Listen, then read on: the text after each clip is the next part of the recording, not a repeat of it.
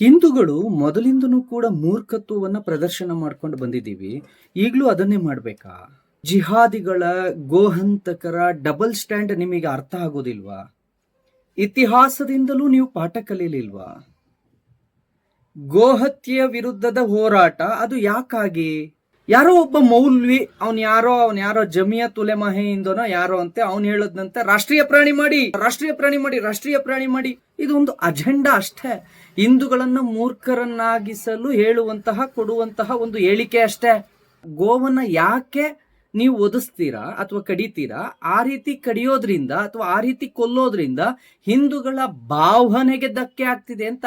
ಇದನ್ನ ಯಾಕೆ ನೀವು ರಾಜಕೀಯ ಮಾಡ್ತೀರಿ? ಮೋದಿ ಮಾಡ್ಲಿ ಅಥವಾ ಬಿಜೆಪಿ ಮಾಡ್ಲಿ, ಇದು ಬಿಜೆಪಿ, ಕಾಂಗ್ರೆಸ್, ಜೆಡಿಎಸ್ ಅಥವಾ ರಾಜಕೀಯಕ್ಕೆ ಸಂಬಂಧಿಸಿದ ವಿಚಾರ ಅಲ್ಲ.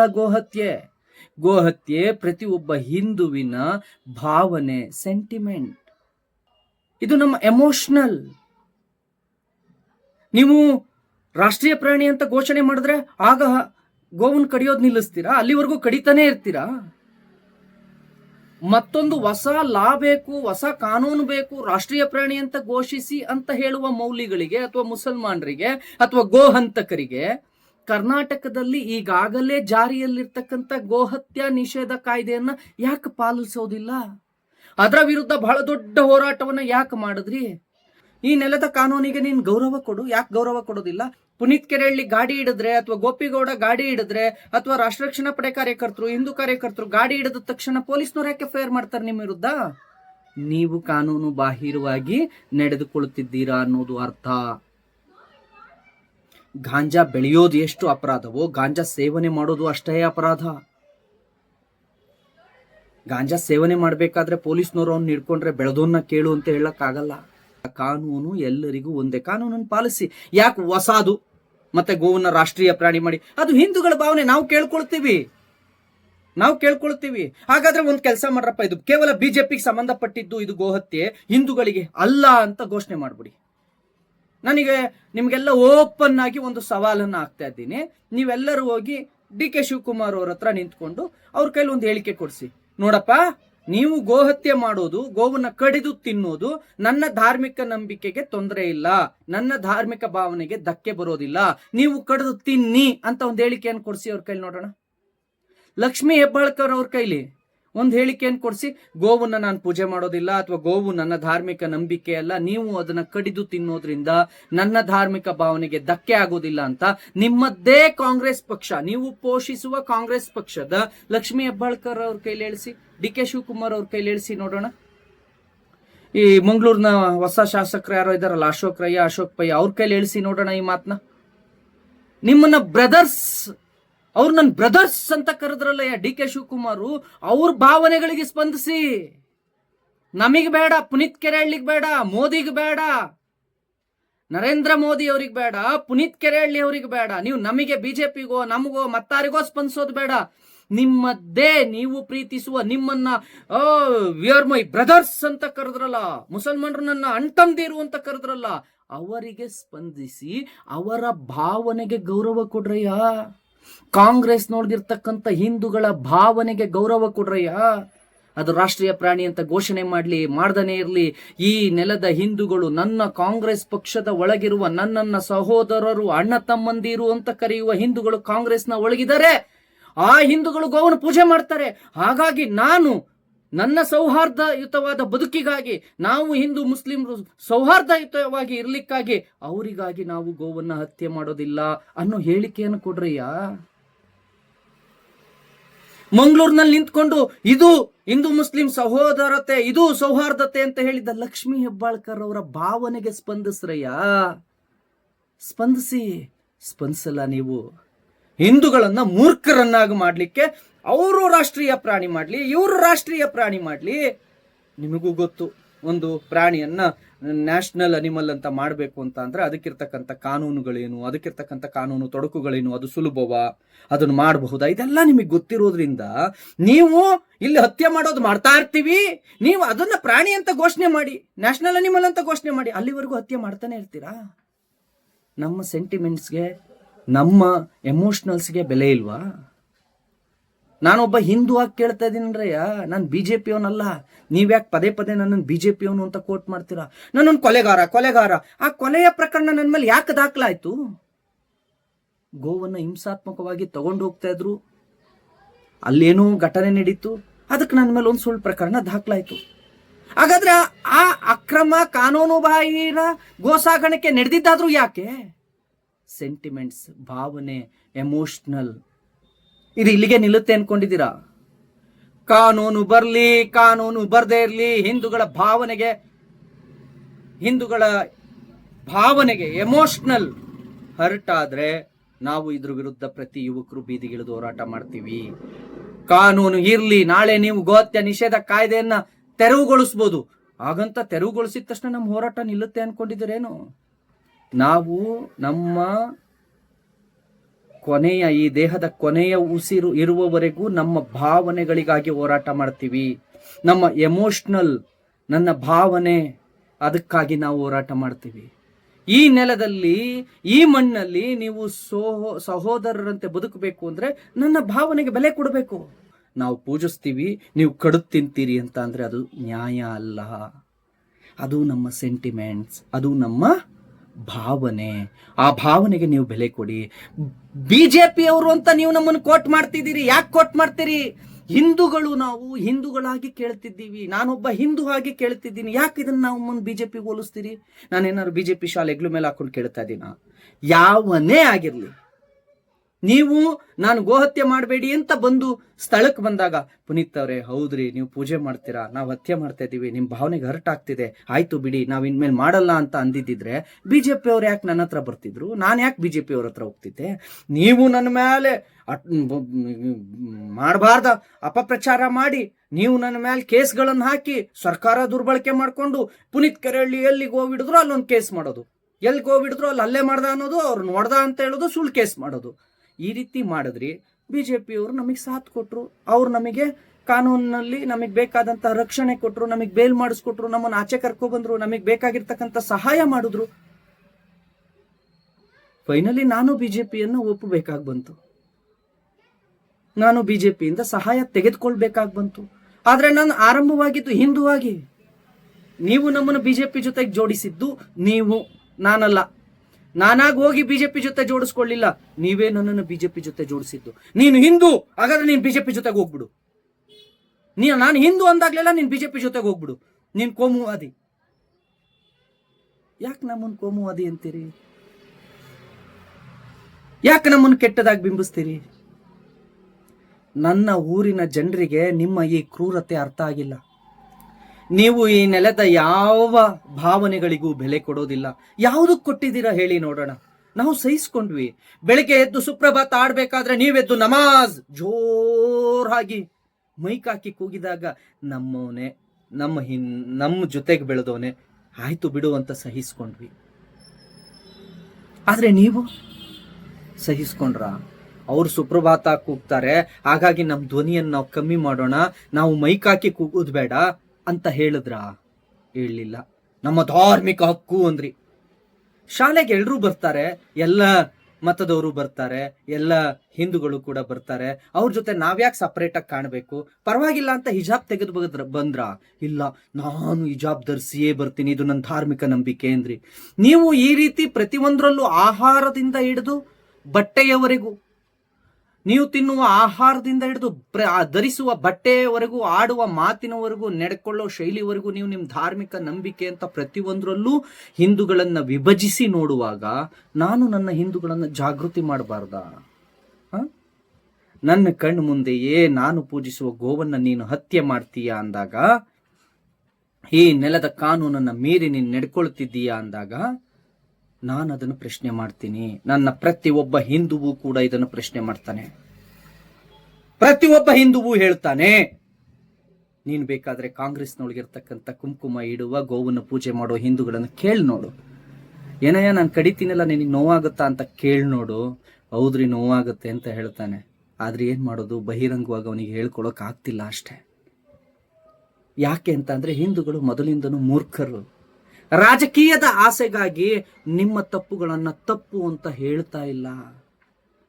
ನನಗಿದು ನೋವಾಗುತ್ತೆ ಅಂತ ಅವನು ಹೇಳೋದಿಲ್ಲ. ಯಾಕೆ ಹೇಳೋದಿಲ್ಲ ಅಂತ ಅಂದ್ರೆ ಅವನಲ್ಲಿರುವ ಅಂಧತ್ವ, ನಿನ್ನ ಮೇಲಿರ್ತಕ್ಕಂಥ ಪ್ರೀತಿ ವಿಶ್ವಾಸಕ್ಕೆ ನಿನಗೆಲ್ಲಿ ನೋವಾಗುತ್ತೋ ಅಂತ ಅವನು ಹೇಳೋದಿಲ್ಲ ಅಷ್ಟೇ.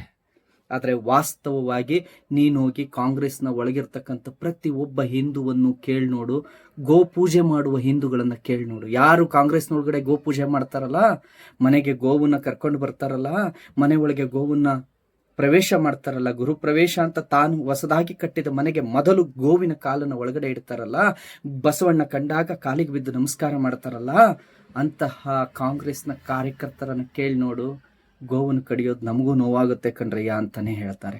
ಅವರ ಭಾವನೆಗೆ ನೀನು ಸ್ಪಂದಿಸಿದೀಯಾ? ನಾನು ಅಂತಹ ಹಿಂದೂಗಳ ಪರವಾಗಿ ನಿಂತು ಕೇಳ್ತಾ ಇದ್ದೀನಿ, ಗೋ ಹತ್ಯೆಯನ್ನ ಸರ್ಕಾರ ನಿಷೇಧ ಮಾಡುತ್ತೋ ಇಲ್ವೋ ಗೊತ್ತಿಲ್ಲ, ಹಿಂದೂಗಳ ಭಾವನೆಗೆ ಸ್ಪಂದಿಸಿ ನೀವು ಗೋವನ್ನು ಕಡಿಯೋದು ನಿಲ್ಸಿ ನೋಡೋಣ. ನಿಲ್ಸೋದಿಲ್ಲ. ಅರಬ್ ಕಂಟ್ರಿಗಳಲ್ಲಿ ಗೋವನ್ನು ಕಡಿತಾರ? ಅರಬ್ ಕಂಟ್ರಿಗಳಲ್ಲಿ ಗೋವು ಕಡಿತಾರ? ಇಲ್ಲಿ ಮಾತ್ರ ಯಾಕೆ? ಕುರಿ ಇದೆಯಲ್ಲಯ್ಯ ನಿಮಗೆ ಕುರ್ಬಾನಿ ಕೊಡ್ಲಿಕ್ಕೆ, ಬಕ್ರೀದ್ ಮಾಡೋದಕ್ಕೆ ಬಕ್ರಾ ಕುರಿ ಇದೆಯಲ್ಲ, ಕೊಡಿ ಅದನ್ನ. ಯಾಕೆ ಗೋವೇ ಬೇಕು? ಯಾಕೆ ಬಲಿಷ್ಠವಾದ ಹೋರಿಗಳೇ ಬೇಕು? ಯಾಕೆ ಬಲಿಷ್ಠವಾದ ಎತ್ತುಗಳೇ ಬೇಕು? ನಮ್ಮ ಭಾವನೆಯನ್ನು ಹರ್ಟ್ ಮಾಡೋದಕ್ಕ? ಇದು ಒಂದೇ ವಿಚಾರದಲ್ಲಿ ಅಲ್ವಲ್ಲ, ಪ್ರತಿ ವಿಚಾರದಲ್ಲೂ ಹೀಗೆ ಮಾಡ್ಕೊಂಡು ಬರ್ತೀರಿ. ಆಜಾನ್ ವಿಚಾರದಲ್ಲೂ ಹೀಗೆ ಮಾಡ್ತೀರಿ, ಹಿಜಾಬ್ನ ವಿಚಾರದಲ್ಲೂ ಹೀಗೆ ಮಾಡ್ತೀರಿ, ದೇವಾಲಯಗಳು ಅಂತ ಬಂದಾಗ್ಲೂ ಹೀಗೆ ಮಾಡ್ತೀರಿ. ಪ್ರತಿ ಒಂದರಲ್ಲೂ ನೀನು ಮಾತ್ರ ಧಾರ್ಮಿಕ ಭಾವನೆಯ ರೀತಿ ಬದುಕಬೇಕು, ನಾವು ಮಾತ್ರ ಧಾರ್ಮಿಕ ಭಾವನೆಗಳ ರೀತಿ ಬದುಕಬಾರ್ದಾ? ನಮಗೆ ಧಾರ್ಮಿಕ ಹಕ್ಕುಗಳಿಲ್ವಾ? ನಾನು ಹೇಳ್ತಾ ಇದ್ದೀನಿ, ನನ್ನ ಗೋವನ್ನ ನೀನು ಎಲ್ಲಿವರೆಗೂ ಹತ್ಯೆ ಮಾಡ್ತೀಯೋ ಅಲ್ಲಿವರೆಗೂ ನಿನ್ನ ಜೊತೆ ನಾನು ಸಹೋದರತ್ವದಿಂದ ಇರೋದಿಲ್ಲ. ಯಾರು ನೀವು ಗೋ ಹಂತಕರಿದ್ದೀರೋ ನಿಮ್ಮ ಜೊತೆ ಸ್ನೇಹ ನಾನು ಮಾಡೋದಿಲ್ಲ. ನನ್ನ ಗ್ರಾಮದಲ್ಲಿ ಯಾರು ಗೋಹತ್ಯೆ ಮಾಡ್ತಾರೋ ಅವನಿಗೆ ಪ್ರವೇಶವನ್ನು ಕೊಡೋದಿಲ್ಲ. ನನ್ನ ಮನೆಯಲ್ಲಿ ಯಾರು ಗೋಹತ್ಯೆ ಮಾಡ್ತಾನೋ ಅವನಿಗೆ ಪ್ರವೇಶವನ್ನು ಕೊಡೋದಿಲ್ಲ. ಅವನ ಜೊತೆ ಸ್ನೇಹವನ್ನು ನಾನು ಮಾಡೋದಿಲ್ಲ, ಅವನ ಜೊತೆ ವ್ಯವಹಾರವನ್ನು ನಾನು ಮಾಡೋದಿಲ್ಲ. ನನ್ನ ಧಾರ್ಮಿಕ ನಂಬಿಕೆಗಳಿಗೆ ಬೆಲೆ ಕೊಡದ, ಗೌರವ ಕೊಡದ ವ್ಯಕ್ತಿಯನ್ನ ನಾನು ಯಾವತ್ತೂ ಒಪ್ಪೋದಿಲ್ಲ. ಇದು ಪ್ರತಿಯೊಬ್ಬ ಹಿಂದೂ ಕೂಡ ಮುಂದೊಂದು ದಿನ ಕೂಗಿ ಕೂಗಿ ಹೇಳ್ತಾನೆ. ಈ ನೆಲ ಹೋರಾಟದ ನೆಲ. ಇವತ್ತು ರಾಜಕೀಯ ಕಾರಣಗಳಿಗೆ ಹಿಂದೂಗಳು ಬೇರೆ ಬೇರೆ ಆಗಿರಬಹುದು. ಕೆಲವರು ಕಾಂಗ್ರೆಸ್, ಕೆಲವರು JDS, ಕೆಲವರು ಬಿಜೆಪಿ ಅಂತ ಇರ್ಬೋದು. ಮುಂದೊಂದು ದಿನ ಪ್ರತಿಯೊಬ್ಬ ಹಿಂದುವು ಕೂಡ ಒಂದಾಗಿ ಕೂಗಿ ಕೂಗಿ ಹೇಳ್ತಾನೆ, ಯಾರು ಗೋಹಂತಕರಿದ್ದೀರೋ ನೀವೆಲ್ಲ ಗೋಹತ್ಯೆಯನ್ನ ನಿಲ್ಲಿಸುವವರೆಗೂ ಕೂಡ, ನನ್ನ ಧಾರ್ಮಿಕ ನಂಬಿಕೆಗೆ ಬೆಲೆ ಗೌರವ ಕೊಡುವವರೆಗೂ ಕೂಡ ನಾವು ನಿಮ್ಮ ಜೊತೆ ಸ್ನೇಹ ಸಂಬಂಧಗಳನ್ನ ಇಟ್ಕೊಳ್ಳೋದಿಲ್ಲ, ವ್ಯವಹಾರಗಳನ್ನ ಮಾಡೋದಿಲ್ಲ ಅಂತ. ನನ್ನ ಸಮಾಜವನ್ನು ನೀವೆಷ್ಟು ಕ್ರೂರವಾಗಿ ಅದನ್ನು ಸಾಗಿಸ್ತೀರಾ ಅನ್ನೋದನ್ನು ತೋರಿಸ್ಬೇಕಲ್ಲ, ಅದಕ್ಕೆ ಗಾಡಿ ಹಿಡಿದು ತೋರಿಸ್ತೀನಿ. ನಂಬರ್ಸ್ ಆಫ್ ಕೌ ಅಲ್ಲ, ನಂಬರ್ಸ್ ಆಫ್ ಸೆಂಟಿಮೆಂಟ್ಸ್. ಅಲ್ಲಿ ಎಷ್ಟು ಗೋವನ್ನ ರಕ್ಷಿಸಿದೆ ಅನ್ನೋದು ಮುಖ್ಯ ಅಲ್ಲ ನನಗೆ. ನಿನ್ನ ಆ ಕ್ರೂರತೆಯನ್ನು ನನ್ನ ಸಮಾಜಕ್ಕೆ ತಲುಪಿಸುವುದು ನನ್ನ ಗುರಿ. ನೀನೆಷ್ಟು ಹಿಂಸೆಯಿಂದ ಕಣ್ಣಿಗೆ ಖಾರ ಪುಡಿ ಹಾಕಿ ಆ ಗೋವುಗಳನ್ನು ಹಿಂಸಾತ್ಮಕವಾಗಿ ಒಂದರ ಮೇಲೊಂದು ತಳ್ಳಿ ಕಟ್ಕೊಂಡು ಹೋಗ್ತಿದೀಯಾ, ಎಷ್ಟು ಹಿಂಸಾತ್ಮಕವಾಗಿ ಅದನ್ನು ಕಟ್ಟಿದೀಯಾ ಅನ್ನೋದನ್ನ ನನ್ನ ಸಮಾಜಕ್ಕೆ ನಾನು ತೋರಿಸ್ಬೇಕು. ಎಷ್ಟು ಕ್ರೂರತ್ವ ನಿನ್ನಲ್ಲಿ ತುಂಬಿದೆ ಅನ್ನೋದನ್ನ ನನ್ನ ಸಮಾಜಕ್ಕೆ ನಾನು ತೋರಿಸ್ಬೇಕು. ಆ ಜಾಗೃತಿಯನ್ನು ನಾನು ಮೂಡಿಸ್ತೀನಿ. ಪ್ರತಿ ವಿಚಾರದಲ್ಲೂ ಕೂಡ ಹಲಾಲ್ ಅಂತ ತರ್ತೀರಿ. ಪ್ರತಿ ಆಹಾರದಲ್ಲಿ ಹಲಾಲ್ ಉತ್ಪನ್ನಗಳು, ಗೋಧಿ ಹಿಟ್ಟಿನಿಂದ ಹಿಡಿದು ಸಾವಿಗೆ ಪಟ್ಟಣದವರೆಗೆ, ಉಪ್ಪಿನ ಪ್ಯಾಕೆಟ್ ಇಂದ ಹಿಡಿದು ಖಾರ ಪುಡಿ ಪ್ಯಾಕೆಟ್ ವರೆಗೂ. ಇವತ್ತು ಸೈಟ್ಗಳು, ಅಪಾರ್ಟ್ಮೆಂಟ್ಗಳು, ಪ್ರತಿ ಒಂದರಲ್ಲೂ ಟ್ರಾವೆಲ್ಸ್, ಹಲಾಲ್ ಅಪಾರ್ಟ್ಮೆಂಟ್ಸ್, ಹಲಾಲ್ ಫುಡ್ಸ್, ಪ್ರತಿ ಒಂದರಲ್ಲೂ ಪ್ರತ್ಯೇಕತೆ, ಪ್ರತಿ ಒಂದರಲ್ಲೂ ಧರ್ಮ ಧರ್ಮ ಧರ್ಮ ಧರ್ಮ, ಪ್ರತಿ ಒಂದರಲ್ಲೂ ಆ ಮತಾಂಧತೆಯನ್ನು ತುಂಬಿಕೊಂಡಿರೋ ನಿಮ್ಗಳ ಮುಂದೆ ನಾವು ನಮ್ಮ ನೆಲದಲ್ಲಿ ನಶಿಸಿ ಹೋಗೋದಕ್ಕಿಂತ ಮುಂಚೆ ನನ್ನ ಜನರನ್ನ ಜಾಗೃತಿ ಮಾಡಬೇಕು. ಪ್ರತಿ ವಿಚಾರದಲ್ಲೂ ನಾನು ಜಾಗೃತಿಯನ್ನು ಮಾಡ್ತಾನೆ ಇರ್ತೀನಿ, ಹಿಂದೂಗಳನ್ನ ಜಾಗೃತಿಗೊಳಿಸ್ತಾನೆ ಇರ್ತೀನಿ. ಹಿಂದೂಗಳೇ ನೋಡಿ ಹೀಗಿದೆ ಅಂತ. ಹಣಕ್ಕಾಗಿ ಮಾಡ್ತಿದ್ದೀನಿ ಅಂದ್ರಿ ಅಲ್ವಾ? ನಾನು ಕ್ಯಾಬ್ ಓಡಿಸ್ಬೇಕಾದ್ರೆ ಅನ್ಕೊಳ್ತಿದ್ದೆ, ಮುಂದೊಂದು ದಿನ ನಾನು ಮದುವೆ ಆದಾಗ ನನ್ನ ಮಕ್ಕಳು ಮಡದಿಯನ್ನು ಕರ್ಕೊಂಡು ಹೀಗೆ ಬಂಡೀಪುರದಲ್ಲಿ ಹೋಗ್ಬೇಕಾದ್ರೆ ಊಟಿಗೆ ಅನ್ಕೊಂತಿದ್ದೆ, ಈ ನನ್ನ ಮಕ್ಕಳನ್ನ, ನನ್ನ ಮಡದಿನ ಕರ್ಕೊಂಡು ಈ ರೋಡ್ನಲ್ಲಿ ಬರಬೇಕು, ಇಲ್ಲಿ ಜಿಂಕೆಗಳನ್ನು ತೋರಿಸ್ಬೇಕು, ಆನೆಗಳನ್ನು ತೋರಿಸ್ಬೇಕು, ಊಟಿಗೆ ಒಂದಿವ್ಸ ಕರ್ಕೊಬರ್ಬೇಕು, ಮಕ್ಕಳಿಗೆ ಈ ಗಾರ್ಡನ್ ಎಲ್ಲ ತೋರಿಸ್ಬೇಕು, ಆ ಬೆಟ್ಟ, ಟೀ ಗಾರ್ಡನ್ನು, ದೊಡ್ಡ ಬೆಟ್ಟ, ಅಲ್ಲೆಲ್ಲ ಕರ್ಕೊಂಡು ಹೋಗ್ಬೇಕು. ಏರ್ಪಿನ್ ಬೆಂಡ್ಸು ಅದನ್ನೆಲ್ಲ ತೋರಿಸ್ಬೇಕು. ಆಸೆಗಳು ನಮಗೂ ಇದ್ವಯ್ಯ. ನನಗಿತ್ತು, ಕೊಡೈಕೆನಾಲಿಗೆ ಟ್ರಿಪ್ ಕರ್ಕೊಂಡು ಹೋಗ್ತಿದ್ದೆ ನಾನು ಡ್ರೈವರ್ ಆಗಿದ್ದಾಗ. ಅಲ್ಲೆಲ್ಲ ಹೋಗ್ಬೇಕಾದ್ರೆ ಮುಂದೊಂದು ದಿವಸ ನಾನು ಮದುವೆ ಆದಾಗ ನನ್ನ ಮಕ್ಕಳು ನನ್ನ ಮಡದಿಯನ್ನು ಕರ್ಕೊಂಡು ನಾನು ಬರಬೇಕು. ನಾನು ಒಂದು ಒಳ್ಳೆ ಸಾಂಗ್ ಹಾಕೊಂಡು ಅವ್ರನ್ನ ಕರ್ಕೊಂಡು ಲಾಂಗ್ ಡ್ರೈವ್ ಹೋಗ್ಬೇಕು. ಇಂಥ ಆಸೆಗಳನ್ನೆಲ್ಲ ಬದಿಗಿಟ್ಟು ಬಂದಿರೋದು ಹಣ ಮಾಡೋದಕ್ಕಲ್ಲ. ನೀವು ಹೇಳ್ಬೋದು, ಇವತ್ತು ಕರಿಬಹುದು, ನೀವು ಇವತ್ತು ಕೆಟ್ಟ ಕೆಟ್ಟ ಶಬ್ದಗಳಿಂದ ನೀವು ನನ್ನನ್ನು ಹಂಗಿಸಬಹುದು, ಅನ್ನಬಹುದು, ತೇಜೋವಧೆ ಮಾಡಬಹುದು. ಅದೆಲ್ಲವನ್ನೂ ನಾನು ಬೆನ್ನಿಗೆ ಹಾಕೊಳ್ತೇನೆ. ಯಾಕೆ ಅಂತಂದ್ರೆ ಮುಂದಿನ ನನ್ನ ಪೀಳಿಗೆ ಹಿಂದೂ ಸಮಾಜ ನಶಿಸಬಾರದು ಅಂತ ಅಂದ್ರೆ ನನ್ನ ಸಮಾಜ ಜಾಗೃತವಾಗಬೇಕು. ನನ್ನ ಸಮಾಜ ಜಾಗೃತವಾಗಬೇಕು. ನೀನು ಜಾತ್ರೆಗೆ ಬಂದಾಗ ನಿನಗೋಸ್ಕರ ಸಪ್ರೇಟ್ ಆಗಿ ಒಬ್ಬ ಮುಸಲ್ಮಾನನ್ನ ಕರೆಸಿ ಹಲಾಲ್ ಮಾಡಿ ಆ ಕುರಿಯನ್ನ ಕಡ್ದು ನಿನಗೆ ಸಪ್ರೇಟ್ ಆಗಿ ಊಟಕ್ಕಿಟ್ಟಂತ ಎಷ್ಟೋ ಜಾತ್ರೆಗಳಿದಾವಲ್ಲಯ್ಯ. ಮುಸ್ಲಿಮ್ರೇ, ಗೋಹಂತಕರೇ, ನಿಮಗೋಸ್ಕರ ನೀವು ಬಂದಾಗ ಜಾತ್ರೆಗಳಿಗೆ, ಹಿಂದೂಗಳ ಜಾತ್ರೆಗೆ ಬಂದಾಗ ನಿಮಗೋಸ್ಕರ ಒಬ್ಬ ಮುಸಲ್ಮಾನ್ನ ಕರೆಸಿ ಅಲ್ಲಿ ಕುರಿ ಕಡಿಸಿ ನಿಮಗೋಸ್ಕರ ಸಪ್ರೇಟ್ ಆಗಿ ಅಡಿಗೆ ಮಾಡಿಸಿ ಹಾಕಿದಂತ ಎಷ್ಟೋ ಜನ ಇದ್ದಾರೆ. ಅವ್ರಿಗೋಸ್ಕರ ನೀವು ಗೋಹತ್ಯೆಯನ್ನ ಬಿಡೋದಕ್ಕಾಗೋದಿಲ್ವಾ? ಅವ್ರಿಗೋಸ್ಕರ ನೀವು ಹಿಜಾಬ್ ಬೇಡ ಅಂತ ಹೇಳಲಿಕ್ಕಾಗೋದಿಲ್ವಾ? ಅವ್ರಿಗೋಸ್ಕರ ನೀವು ಹಲಾಲ್ ಬೇಡ, ಹಲಾಲ್ ಟ್ರೇಡ್ ಮಾರ್ಕ್ ಯಾಕೆ ತಗೋಬರ್ತೀರಿ, ಸಪ್ರೇಟ್ ಯಾಕೆ ಮಾಡ್ತೀರಿ ನಮ್ಮ ಮದುವೆ ಅಂತ ನಿಮಗೆ ಹೇಳೋಕ್ಕಾಗೋದಿಲ್ವಾ? ನಾನು ಹಿಂದೂಗಳನ್ನ ಜಾಗೃತಿ ಮೂಡಿಸೋದಕ್ಕೋಸ್ಕರ ಇರೋದು. ನಾನು ಮೂಡಿಸ್ತೀನಿ. ನೀವು ಎಷ್ಟು ಕಟ್ಟರ್ ಇಸ್ಲಾಮನ್ನ ಭಾರತದ ಮೇಲೆ ಪ್ರಯೋಗ ಮಾಡ್ತಿರೋ ಅದನ್ನ ಮೆಟ್ಟಿ ನಿಲ್ಲೋದಕ್ಕೆ ಹಿಂದುತ್ವವನ್ನ ನಾನು ಅಷ್ಟೇ ಕಟ್ಟರಾಗಿ ಪ್ರಯೋಗ ಮಾಡ್ತೇನೆ. ನೀವು ಯಾವತ್ತು ಶಾಂತಿಯನ್ನ ಬಯಸ್ತಿರೋ ಅವತ್ತು ನಾವು ಶಾಂತಿಯನ್ನ ಕೊಡೋದಕ್ಕೆ ಸದಾಕಾಲ ಸಿದ್ಧರಾಗಿ ನಿಂತಿರ್ತೇವೆ. ನೀವು ಅಬ್ದುಲ್ ಕಲಾಂ ಆದ್ರೆ ಮಾತ್ರ ನಾನು ಸೌಹಾರ್ದಯುತ ಹಿಂದೂ ಆಗ್ತೀನಿ. ನೀವು ಶರೀಫ್ ಅಜ್ಜಾ ಆದ್ರೆ ಮಾತ್ರ ನಾನು ಸೌಹಾರ್ದಯುತ ಹಿಂದೂ ಆಗ್ತೀನಿ. ಇಲ್ಲ ಅಂತ ಅಂದ್ರೆ ನೀವು ಮನಸ್ಸಿನೊಳಗೆ ಉಗ್ರತ್ವವನ್ನು ತುಂಬಿಕೊಂಡು ಕಟ್ಟರ್ ಇಸ್ಲಾಮಿಕ್ ಅನ್ನ ಭಾರತದ ಮೇಲೆ ಹೇರ್ತೀನಿ ಅಂತ ಬರೋದೇ ಆದ್ರೆ ಅದಕ್ಕೆ ಟಕ್ಕರ್ ಕೊಡ್ಲಿಕ್ಕೆ ಕಟ್ಟರ್ ಹಿಂದುವಾಗಿ ನಾನು ಸದಾ ಕಾಲ ನಿಂತಿರ್ತೀನಿ. ನನ್ನ ಹಿಂದೂಗಳನ್ನ ಜಾಗೃತಿ ಮಾಡ್ತೀನಿ. ನನ್ನ ನೆಲದಲ್ಲಿ ಯಾಕಯ್ಯ ರಸ್ತೆಗೆ ಬಂದು ನಮಾಜ್ ಮಾಡ್ತೀರಿ ಅಂದ್ರೆ ನೀವು ರಸ್ತೆಯಲ್ಲಿ ಗಣಪತಿ ಇಡೋದಿಲ್ವಾ ಎಂತ ಪ್ರಶ್ನೆ ಕೇಳದಯ್ಯ. ಅದಕ್ಕೆ ನಮ್ಮೂರಿಗೆ ಹೇಳ್ತಾ ಇದ್ದೀನಿ, ನೋಡಪ್ಪ, ನಾವು ರಸ್ತೆಯಲ್ಲಿ ಗಣಪತಿ ಇಡ್ಕೊಂತೀವಿ. ಇಲ್ಲಿಗೆ ಈ ಮುಂದೊಂದು ದಿವಸ ಮುಸಲ್ಮಾನರು ಹೆಚ್ಚಾದ್ರೆ ಅವ್ರು ನಾವು ರಸ್ತೆಯಲ್ಲಿ ನಮಾಜ್ ಮಾಡ್ತೀವಿ ಅಂತಾರೆ. ಹಂಗಾಗಿ ನಿಮ್ಮ ಗಣಪತಿಗೆ ನೀವೇ ಯಾಕೆ ತೊಂದರೆ ತಗೊಳ್ತೀರಾ? ನಮ್ಮ ಊರಲ್ಲಿ ಅವ್ರನ್ನ ಎಂಟ್ರಿ ಮಾಡಬೇಡಿ ಅಂತ. ಇದು ಜಾಗೃತಿ ಅಂತ. ಸಾಕು, ಎಲ್ಲೆಲ್ಲಿದ್ದಾರೋ ಅಲ್ಲಲ್ಲಿ ಇರಲಿ. ಅವ್ರುಗಳು ನಿಂತು ನಾವೇನು ಸರಿಪಡಿಸೋಕ್ ಆಗೋದಿಲ್ಲ. ಅವ್ರು ನಮ್ಮಂತೆ ಬದುಕೋಕ್ ಅವ್ರು ರೆಡಿ ಇಲ್ಲ. ಅವ್ರು ಈಗ ಆಲ್ರೆಡಿ ಎಷ್ಟೆಷ್ಟು ಏರಿಯಾಗಳಿದಾರೋ ಇರಲಿ. ಶಿವಾಜಿನಗರವನ್ನ ನನ್ನ ಕೈಲಿ ಬದಲಾವಣೆ ಮಾಡೋಕ್ಕಾಗಲ್ಲ, ಆದ್ರೆ ವಿಜಯನಗರವನ್ನಾಗೆ ಉಳಿಸ್ಕೊಳ್ಬೇಕಲ್ಲ. ಹಾಗಾಗಿ ನಾನು ಜಾಗೃತಿ ಮೂಡಿಸ್ಬೇಕಲ್ಲ. ನಾನು ಮೂಡಿಸ್ತೀನಿ ಜಾಗೃತಿಯನ್ನ. ಒಂದೂರು ಹಾಳಾಗಿರ್ಬೋದು, ಇನ್ನೊಂದು ಊರನ್ನಾದ್ರೂ ನಾನು ಉಳಿಸ್ಕೋಬೇಕು. ನಿಮ್ಮ ಈ ಜಿಹಾದ್ನ ಕೃತ್ಯಗಳು ಏನಿದ್ದಾವೆ ಅದನ್ನ ನಾನು ಖಂಡಿಸ್ತೀನಿ. ನನ್ನ ಸಮಾಜಕ್ಕೆ ಜಾಗೃತಿ ಮೂಡಿಸ್ತೀನಿ. ಬನ್ನಿ, ಯಾರ್ಯಾರು ಬರ್ತೀರಿ ನನ್ನ ವಿರುದ್ಧ ಬನ್ನಿ. ಅದೆಲ್ಲವನ್ನು ಎದುರಿಸಿ ನಿಲ್ಲುವ ತಾಕತ್ತು ನನಗಿದೆ. ನಾನು ಎದುರಿಸಿ ನಿಲ್ತೀನಿ. ಹಿಂದೂಗಳನ್ನ ಮೂರ್ಖರನ್ನಾಗಿ ಮಾಡಿ ರಾಷ್ಟ್ರೀಯ ಪ್ರಾಣಿ ಮಾಡಿ ಯಾಕೆ ಕಡಿಯೋದು ನಿಲ್ಸು. ಫಸ್ಟು ನೀನು ರಾಷ್ಟ್ರೀಯ ಪ್ರಾಣಿ ಮಾಡು ಅಂತ ಹೇಳೋದಂತೆ, ಇಲ್ಲಿ ಕಡ್ಕೊಂಡು ತಿಂತಾ ಇರೋದಂತೆ. ಕಡ್ದು ತಿಂದು ಅದೇ ಬಾಯಲ್ಲಿ ಹೆಂಗಯ್ಯ ಹೇಳ್ತೀಯ? ಕಡ್ದು ಆ ಗೋವನ್ನ ಕಡ್ದಿದ್ ರಕ್ತ ಕೈ ಗಂಟಿದೆ, ಬಾಯಲ್ಲಿ ತಿಂದಿದ್ದು ಹೆಂಜ್ಲು ಹಂಗೆ ಇದೆ ಗೋ ಮಾಂಸದ್ದು. ಆ ಬಾಯಿ ಹಿಡ್ಕೊಂಡು ನೀನು ಹೊರಗೆ ಬಂದು ಗೋವನ್ನ ರಾಷ್ಟ್ರೀಯ ಪ್ರಾಣಿ ಮಾಡಿ ಅಂತ ಅಂದ್ರೆ ನಿನ್ನ ಆ ಡಬಲ್ ಸ್ಟ್ಯಾಂಡ್ನ, ನಿನ್ನ ಆ ನೌಟಂಕಿ ಆಟವನ್ನ ಹಿಂದೂಗಳು ನಂಬೇಕಾ? ಮೊದಲು ನೀವು ಕಡಿಯೋದು ನಿಲ್ಸಿ, ಮೊದಲು ನೀವು ಹತ್ಯೆ ಮಾಡೋದನ್ನ ನಿಲ್ಸಿ, ಮೊದಲು ಗೋವನ ಕುರ್ಬಾನಿ ಕೊಡೋದು ನಿಲ್ಸಿ, ಆಮೇಲೆ ಹಿಂದೂಗಳಿಗೆ ಹೇಳಿ.